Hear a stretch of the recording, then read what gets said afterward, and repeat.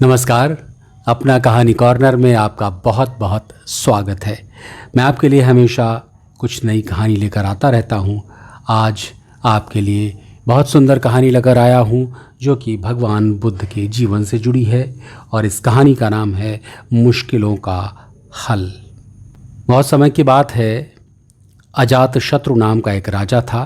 उनका राज्य बहुत अच्छा चल रहा था, किंतु कहते हैं ना कि समय हमेशा एक जैसा नहीं रहता। ऐसा ही अजातशत्रु के साथ हुआ। राजा कई मुश्किलों से घिर गए और उन मुश्किलों से बाहर नहीं निकल पा रहे थे। उन्होंने कई युक्तियां अपनाई लेकिन असफल रहे। एक दिन उनकी मुलाकात एक तांत्रिक से हुई। राजा ने तांत्रिक को अपनी मुश्किलें बताई। तांत्रिक ने राजा की बातों को ध्यान से सुना। फिर उसने एक उपाय बताया। तांत्रिक ने कहा, आपको पशु बलि देनी पड़ेगी, तभी आपकी मुश्किलों का समाधान होगा। पहले तो राजा काफ़ी सोच विचार में पड़ गए, लेकिन जब कोई भी रास्ता न दिखा तो उन्होंने तांत्रिक की बात मान ली। तांत्रिक के कहे अनुसार एक बड़ा अनुष्ठान किया गया।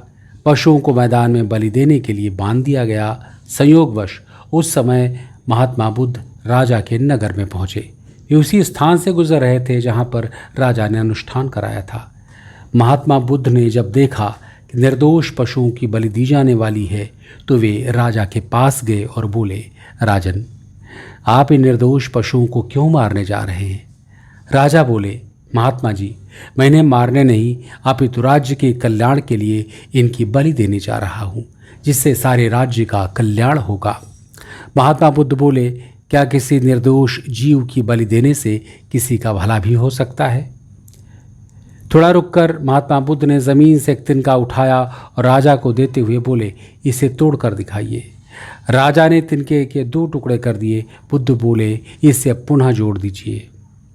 राजा बोले, महात्मा जी, ये आप कैसी बातें कर रहे हैं? इसे तो अब कोई भी नहीं जोड़ सकता।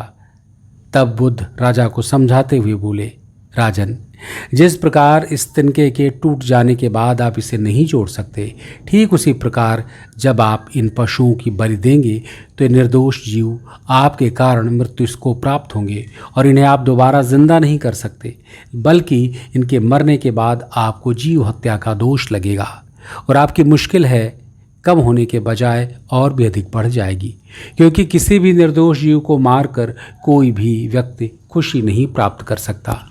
आपकी समस्या का हल निर्दोष जीवों को मारने से कैसे हो सकता है? आप राजा हैं, आपको सोच विचार कर निर्णय कर लेना चाहिए। अगर आप सच में अपनी मुश्किलों का हल चाहते हैं तो दिमाग से काम लीजिए। मुश्किलें तो आती जाती रहती हैं, यही जिंदगी का सच है। निर्दोष को मारने से समस्याएं नहीं समाप्त होंगी, बल्कि उसका हल आपको बुद्धि से ही निकालना होगा। बुद्ध की बात सुनकर अजातशत्रु उनके चरणों में गिर पड़े और भूल की क्षमा मांगने लगे। अजातशत्रु ने ऐलान करा दिया कि अब से उनके राज्य में किसी निर्दोष जीव की हत्या नहीं की जाएगी। तो ये थी कहानी, बुद्ध की शिक्षा थी इसमें और बहुत ही मोटिवेशनल कहानी है। तो मुझे लगता है कि ये कहानी आपको अच्छी लगी होगी। प्लीज़ चैनल को सब्सक्राइब करें, लाइक करें, कमेंट करके बताएं कैसी लगी कहानी और कौन सी कहानी सुनना चाहते हैं। तो अपना कहानी कॉर्नर का ये एपिसोड यहीं पर समाप्त होता है। फिर मुलाकात होगी नई कहानी के साथ। तब तक अपना ख्याल रखिए। नमस्कार।